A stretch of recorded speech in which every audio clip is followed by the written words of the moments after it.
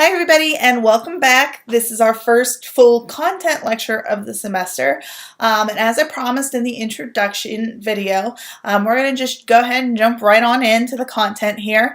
And this week what I want to do is spend a little bit of time discussing the history of corrections within the United States, both in terms of structure and in correctional policy.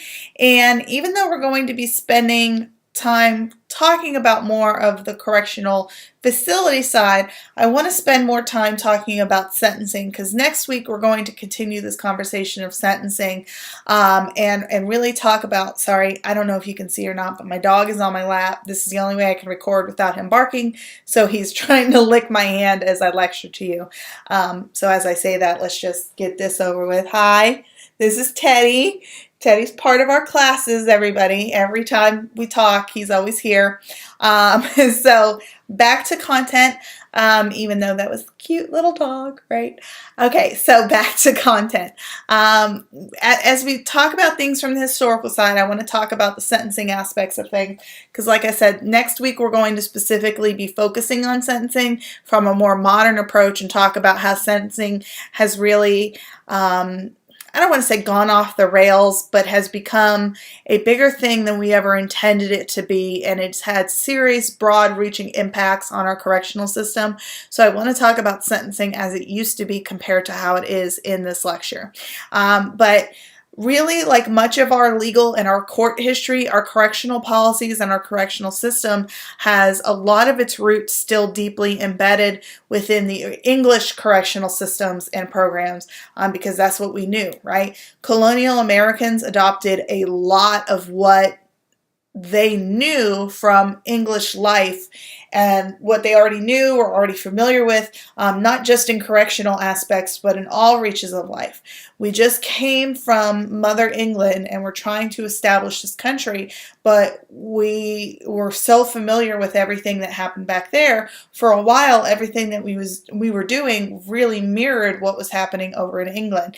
And then once we got our footing underneath us, we started to make changes and sort of make improvements and different adaptations of what we originally established. So as we're talking about colonial America and incarceration, really a lot of early punishment was not heavily reliant on incarceration like it is in modern America today. Instead, it was more reliant on physical punishment and fines, and if you could not pay those fines, then they may send you to debtor's prison for a while. But it was the go-to type of punishment was not automatically incarceration. So let's say if you stole something, you were much more likely to get your hand cut off or to get burned or to get marked in some way. Maybe even be whipped as a punishment rather than just be put in jail. Maybe you'd be put in the stocks, you'd be humiliated by the townspeople, but jail, like I said, was not really this go-to type of thing. So if you were put in jail, it wasn't necessarily for punishment. Jails at this time were really served as a means of holding a defendant for trial or as a processing for punishment, but was not typically the punishment itself. Sometimes the offender would become more of an indentured servant as a means of punishment, but the jails were often very small, and sometimes they were only connected to a courthouse. Like I said, they're holding the defendant for court or for trial. But at this point, we're really talking about maybe like 2-3 cells at most, and they're largely makeshift types of cells, and that's pretty much a jail at best. So nothing long-term at this point. We're not talking about prisons. We're talking about very short-term holding facilities.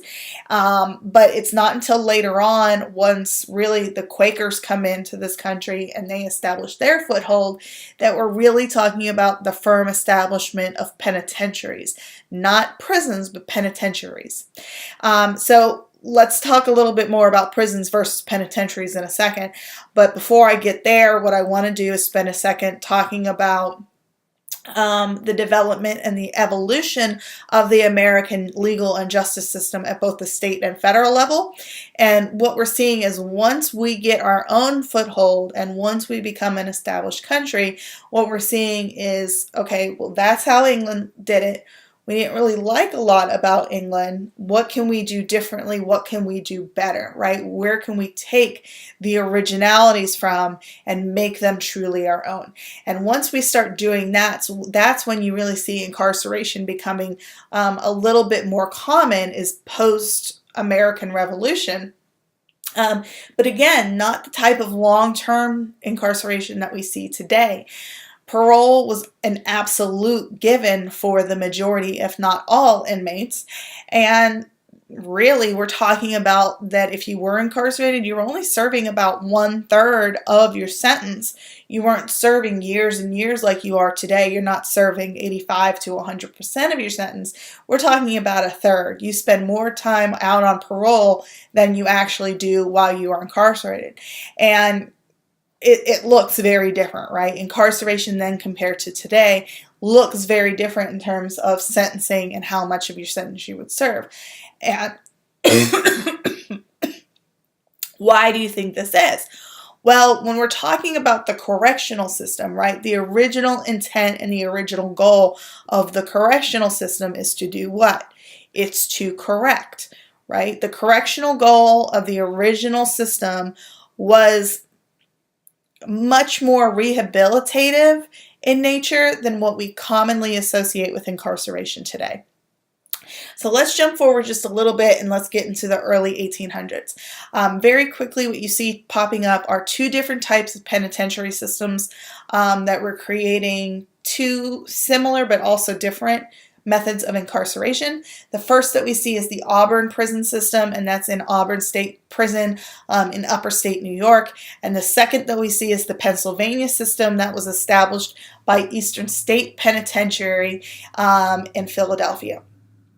And both systems had a lot to be desired, but we still see remnants of both systems in the American prison system today. But let's first talk a little bit about the Pennsylvania system. So as I said, Eastern State Penitentiary was the figurehead of the Pennsylvania system. Eastern State is actually still there today. If you ever make it to Philadelphia and want to go see something really cool, go visit Eastern State Penitentiary. It's not currently an active prison. It's more of a museum. But Al Capone, that's who I was thinking of. He actually spent some time there, and you can see Al Capone's cell. And they have one wing that is sort of updated to what it would have looked like in the day, but it's been updated. The rest of it is sort of in falling apart and stuff like that. But they do have one wing that you could actually walk down, and if you go around Halloween time, you can actually go on a haunted tour if you wanted to do something like that.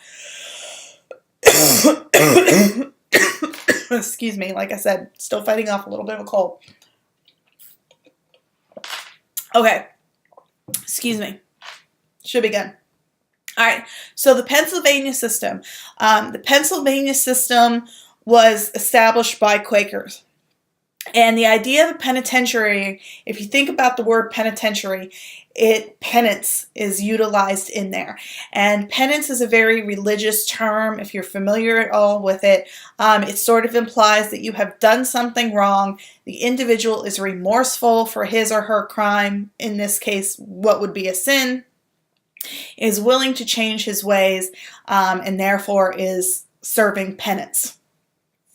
So at Eastern State Penitentiary, it's giving you the opportunity to serve a legal penance or punishment of some sort. And what we're really talking about here are one-man cells. So early on, what we're seeing is solitary isolation at just a facility-wide level. One man per cell, and they are just very small types of cells.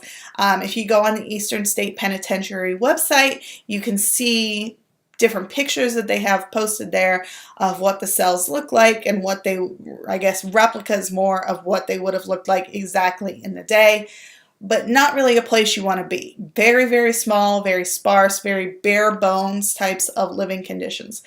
But a fun fact for you, Eastern State Penitentiary actually had running water before the White House did. So, trivia night, you'll get it, okay? All right, so in addition to these solitary isolation one-man cells, what Eastern State would do is if you were at any point outside of your cell, inmates were required to wear a hood over their head to keep their identities hidden, and sort of as a way to keep them further isolated and to prevent them from having any other interactions with other inmates. Meals were eaten in total silence. There was a lot of work that was involved to keep you busy. Sort of the idea of idle hands is the devil's playground sort of thing. So if we kept you busy, it kept you out of trouble, and it kept you in this penance sort of mindset. So that's the Pennsylvania system. Over in the Auburn system, we're seeing similar things happening, but also some differences occurring. There's still a heavy level of workload involved, and the work that prisoners would do at Auburn State versus Pennsylvania is that they would actually create and make things. So you see the first sort of prisonized labor market in which they're making furniture, they're making barrels, bottles, nails, screws, all sorts of different unskilled types of labor. So that's what's happening at Auburn. You see the very first instance in which inmates are required to wear uniforms. They wore the traditional types of striped outfits to keep everybody identical from one inmate to the next. At Auburn, they used this thing called lockstep, and lockstep was a way to keep inmates under control while they were moving. So lockstep, everybody would stand in a single line, and you would put your hand on the shoulder of the inmate that was in front of you. The other hand you would sort of keep at your side, and that's how you would walk down the line. And what that allowed was for one correctional officer to be able to move, 5 to 10 inmates at once without sort of any interruption or disruption. And if you got out of line, if you spoke during lockstep, any of those things, the facility guideline or rule was that the correctional officer just had free rein to beat you until you got back into line, or you decided that you were going to stop talking, or that you decided you were going to follow the rules. So the idea of corporal punishment was very big at the Auburn system and was used to keep inmates in line. So very regimented, very regulated, no sort of identity, and the correctional officers were very quick to get on you if you did anything that was contrary to what they wanted. So very harsh, very sort of cold, uncaring climate. The other thing that the Auburn State Prison was notoriously known for was very limited medical care. So while you have these correctional officers who are coming in and beating the life out of you because you got out of line, there were not doctors to be able to come see you. They had a nurse or a very limited medical care in terms of staff. So many of the inmates would get sick, they'd get an infection, and that was the most likely cause of death at Auburn State was just no medical care, I guess, or very limited medical care, very poor types of doctoring. So we're seeing these two different types of systems happening, and some of the stuff you can still see coming through today. Inmates are still wearing uniforms. We still have the use of solitary confinement or isolation in some instances. Inmates are still working at a lot of prisons, not all, and we'll talk about that later when we get to life in prison, but some of these aspects are still coming through the old styles into more modern types of prisons. But one of the ways in which they still deviate from modern prisons is the length of incarceration, as we mentioned earlier. The incarceration sentences were not very long and often were used for more serious, severe types of offenders. So we see those early elements, or those elements of the early penitentiaries carrying on through, and these very short sentences. So it's not the years and years and years of incarceration that we are most familiar with. And as I mentioned, I think earlier in the lecture, parole was almost an absolute for all inmates. Or maybe I said that in the introductory video.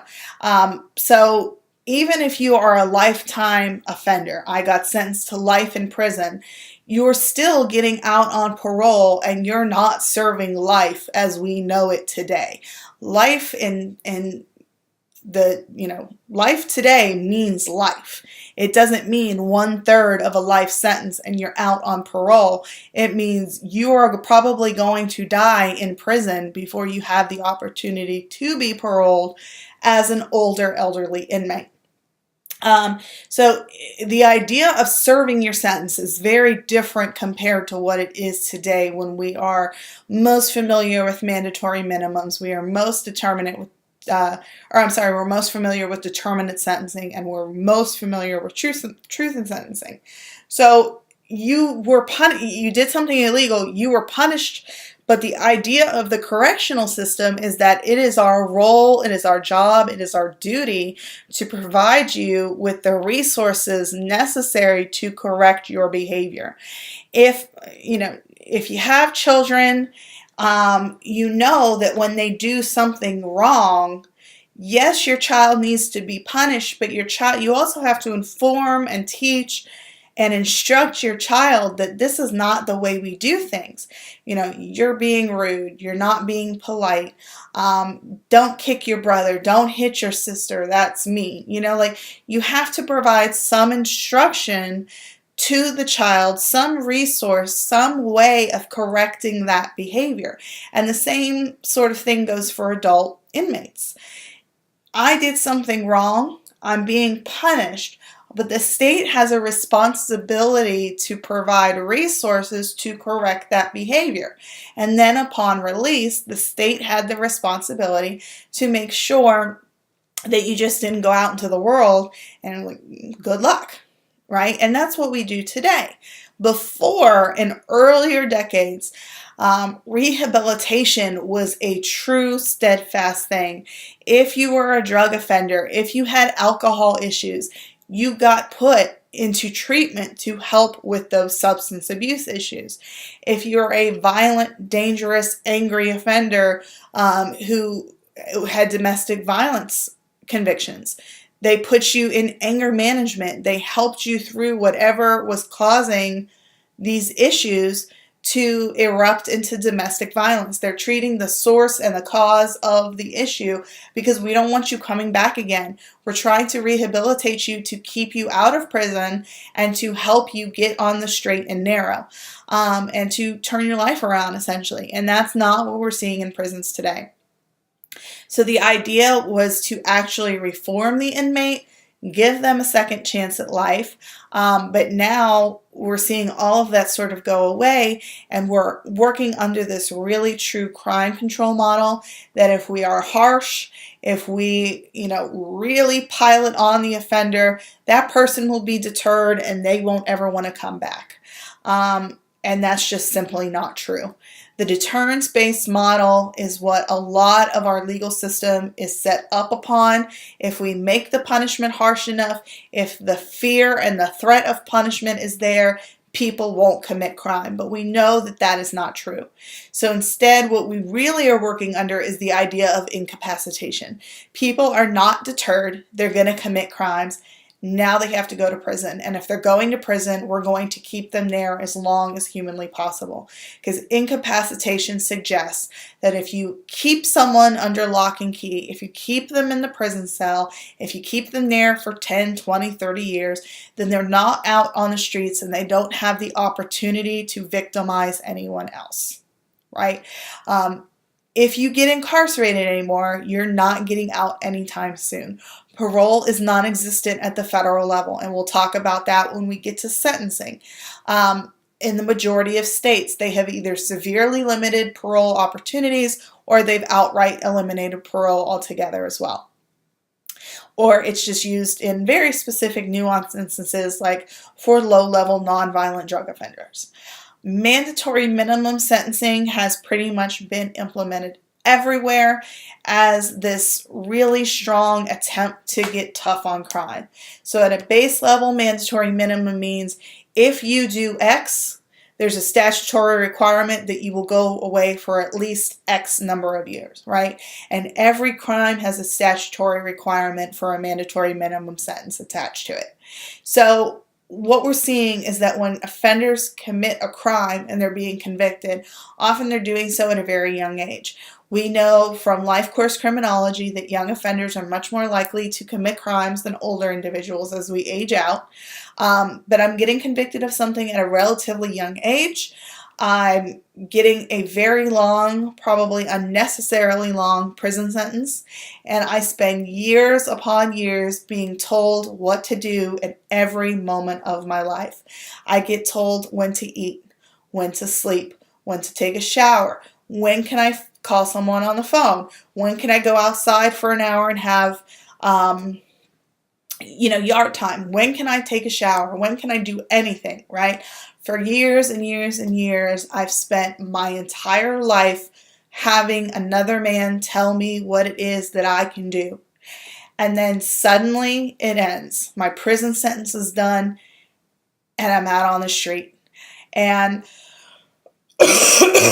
part of that reentry process, a lot of people are leaving prison.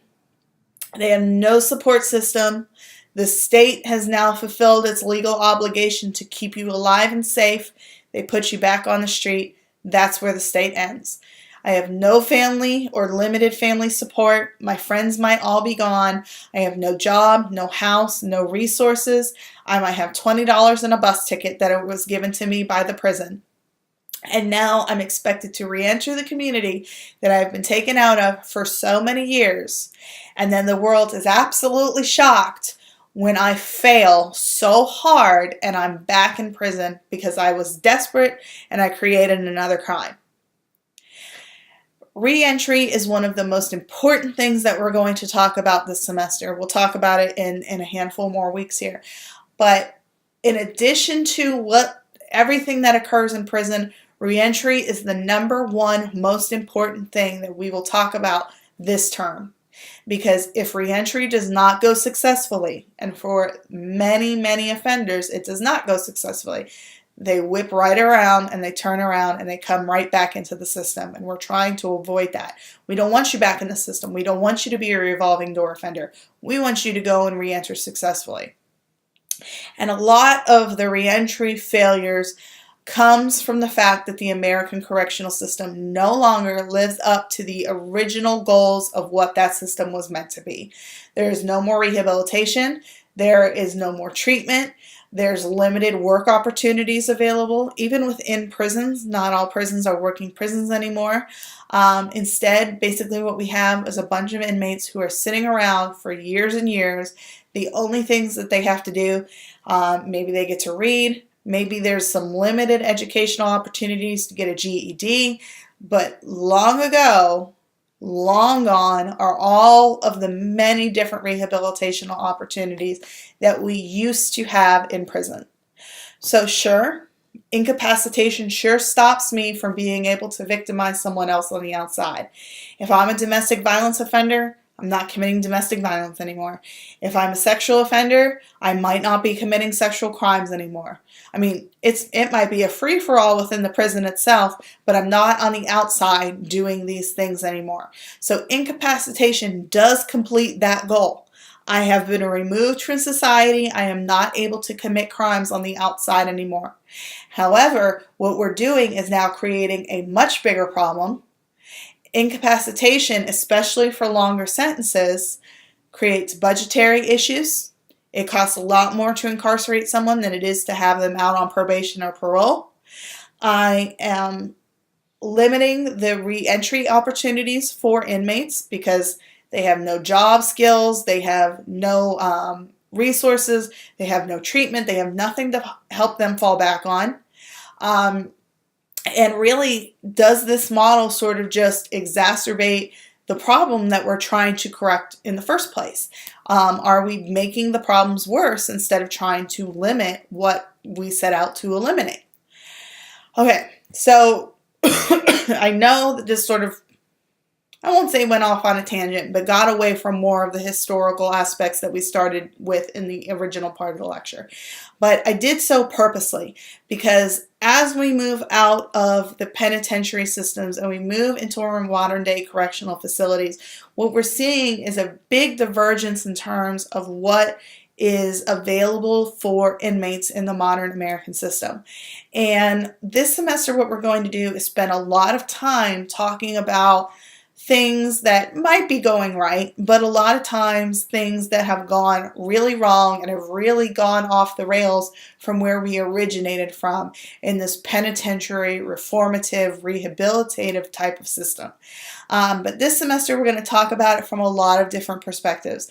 We're going to talk about issues within the correctional system from the government perspective. So what is some of the legislation that the government is trying to push through? What is the intent and goal of that legislation? Is that legislation actually doing what it's supposed to be doing, or is it off doing all kinds of other things that it wasn't originally intended to do?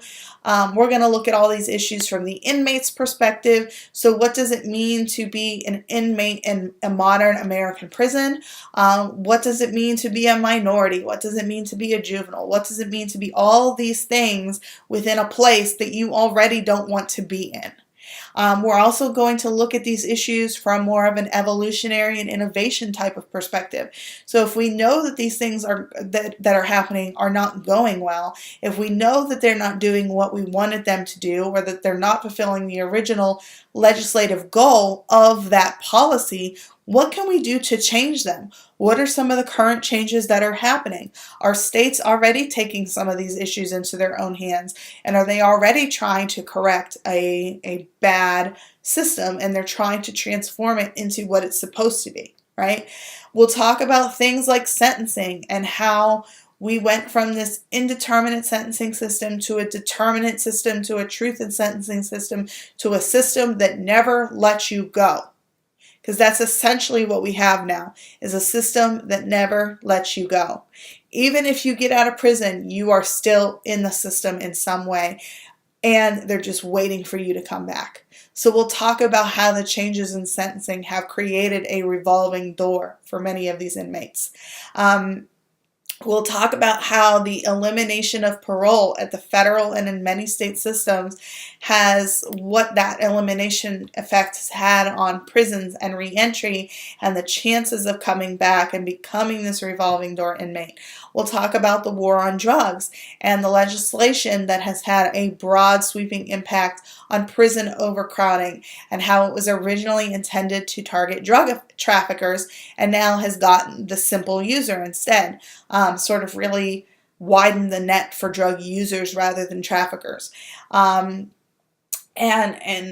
when we're talking about drugs, in a large part of that conversation, we're talking about minority offenders and disproportionate contact with the law. And then especially when you get back out as a drug offender, the likelihood for you failing is very, very high. And it circles back to this reentry conversation. So I don't want to spend too much time getting into all of this because if I could cover the entire semester in a lecture, I could, right? But I promised you that I wouldn't keep you for forever and a day, so I'm not going to. And we'll continue it week by week. So next week, this week we talked about the history of corrections. Next week we're going to transition back into this sentencing discussion that we're having, and I really like next week because next week what we're going to do is talk about how much things have changed, but legislatively, the creation of the United States Sentencing Commission, how the elimination of parole and those two things go hand in hand. So next week I'm really excited, and I guess I really could say that every single week that I'm excited about the next topic, but next week in particular, I really like this conversation that we're having about sentencing. So I want to continue that very quickly. So a large part of that sentencing conversation is going to take us back into the 1980s with the Reagan era legislation that came about, and both the beginnings and the continuation of the tough on crime movement that we currently find ourselves in, and the lasting impacts and consequences of being tough on crime. It's excuse me, it's pretty broad sweeping. And hopefully by the time I record the next lecture, I'll get rid of all this junk. So I apologize for that. But yeah, let's continue it. Let's talk about it. Let's talk about how everything that is happening in this country in terms of corrections post-Vietnam is still having these large, sweeping, broad impacts. So join me next time. I promise you we'll get into it more, and I'll let you go now. Join me next time when we get into the sentencing conversation into a lot more detail. And thanks, guys. Like, I really appreciate your time, your attention. I hope you're really enjoying this so far. I hope you're thinking about these things in large, sort of reaching ways, and I really look forward to reading your work this week, to listening to your flip grids, and I hope you guys just have a really great day and a really great rest of the week, and I will see you next week. All right, thank you guys so much. I'll see you later. Bye.